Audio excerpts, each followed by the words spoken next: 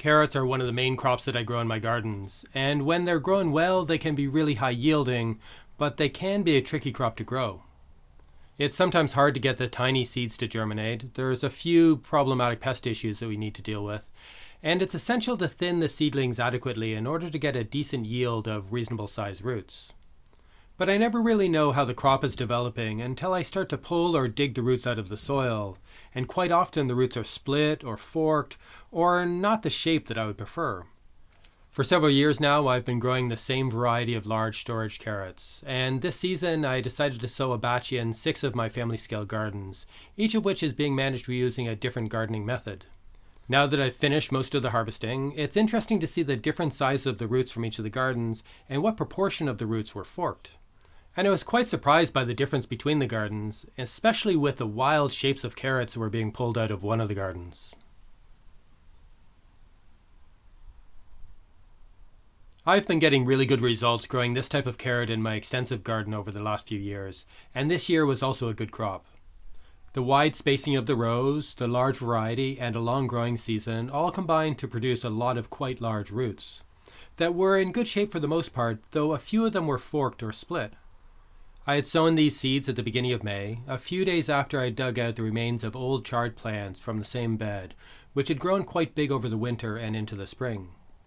I had forked the soil a bit to loosen it, but not excessively, and then I worked in a few fertility amendments into the surface of the soil as I raked a seedbed for the tiny seeds. This recent soil cultivation could have caused some of the carrot roots to fork, possibly when they grew into the air spaces within the soil that hadn't had a chance to settle yet. But it could also have been due to stones that were still in the soil. I did notice that the forked roots seemed to be more clustered together rather than randomly spread along the row, and this led me to suspect that the decomposition of the remains of the large root systems from the charred plants might have caused the forking of the tender roots of these carrot seedlings. It would be quite interesting if the clusters of forked carrot roots correlated to where the last few overwintering plants had been growing, but I can't remember where they had been in the row. This crop of carrots from the intensive garden was also quite good this year, similar to what I've been able to harvest over the last few years, producing quite a high yield of slightly smaller roots in a fairly densely spaced bed. It was nice to be able to pull out quite a few clean, good-shaped roots, and some of them were quite big and long, especially at the edge of the bed. There were some forked roots, but they seemed to be more randomly spaced across the bed, and the forking occurred at various depths of the different roots. These seeds were sown on the same day as they were in the extensive garden, but the soil had had longer time to settle beforehand. While the fixed beds in this garden are typically double dug each season, which is a process of loosening the soil quite deeply, adding lots of fertility, and removing most of the stones, I decided to not dig this bed prior to the carrots this season, thinking that the digging that I had done before the previous crop would have been enough. The remains of the old crops and any weeds had been cleared from the bed at the end of February, a couple of months before sowing, but a layer of low fertility compost had been shallowly worked into the soil surface just before sowing the carrot seeds.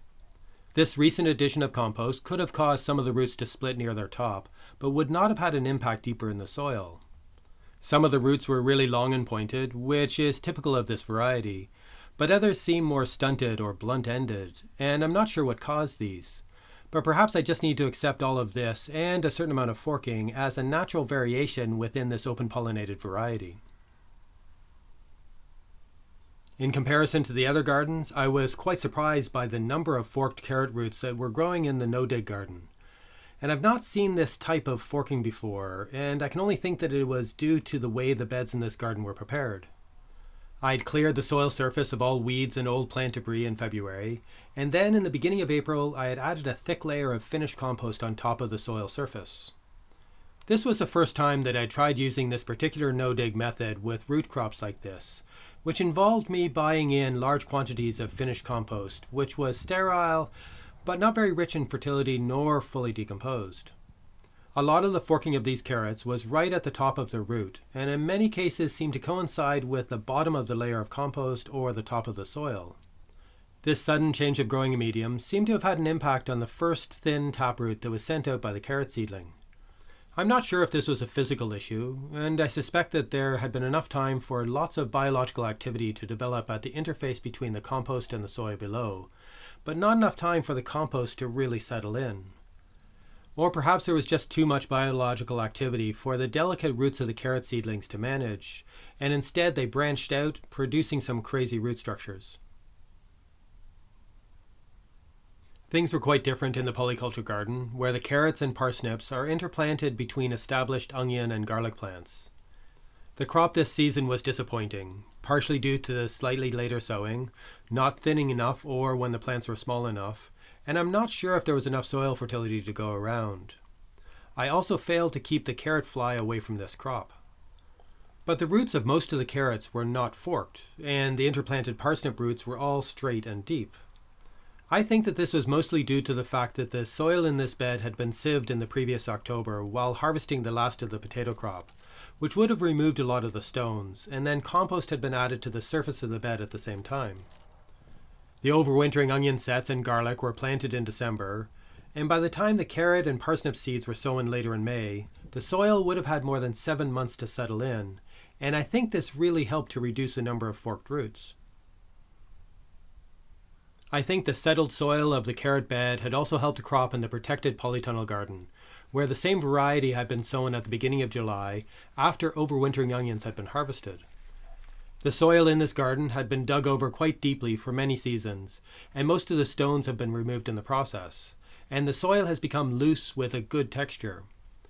But the only work on the soil that I did just before sowing this batch of carrot seeds was to level the surface a bit, so the depth of the bed had been undisturbed since before the onions were planted 7 months earlier. The result was that almost all of the carrots were straight, and I think I found only one root that was forked. This was my best crop of carrots in terms of root shape, but unfortunately I had not covered the crop with a mesh early enough, and the patch had ended up being quite infested with carrot root fly, which was really disappointing. The largest batch of this variety of carrots was grown in the simple garden, in soil that had been sieved to remove the remains of the potato crop, as well as any stones and larger wheat roots from the topsoil. But unlike in the polyculture garden, this work was only done at the beginning of February, and then some fertility amendments had been shallowly worked into the surface of the soil, before it was covered and allowed to settle for only 2 or 3 months. I have harvested a pretty good crop out of this garden, with a fair number of well-shaped roots. But there's also a fair amount of forked roots, and some showing signs of rot and cracking, perhaps more than in most of the other gardens. I'm not sure what the issues are with this larger crop, but I suspect that once again the soil probably needed to settle a bit more before the carrot seeds were sown. Having finished harvesting all the carrots, I think I can make some interesting general observations about all of this. The carrot roots seem to be generally less forked when they're grown in soil that has had a fair amount of time to settle since it was last dug, and perhaps even better if a compatible crop had already been grown in the soil, such as with the onions in the polytunnel garden and in the polyculture garden. Stones in the soil may be an issue, but it doesn't seem to be an important factor, as there were quite a few forked roots in the simple garden, which had had most of the stones removed from the layer of topsoil. The remains of the roots of some plants that were grown in the same soil before the carrots may cause problems as they decompose, which may have been the main factor with the chard plants in the extensive garden, but the onions in the polytunnel garden didn't seem to be an issue. A recent addition of a thick layer of compost onto the surface of the soil can cause issues for young carrot seedlings, as can be seen with the dramatic shapes of some of the carrot roots from the no-dig gardens. But it probably depends on the quality of the compost and the amount of time that things have had to settle in. Of course, all of these forked carrots are still edible, but they are more difficult to clean and prepare in the kitchen, and they're more difficult to store.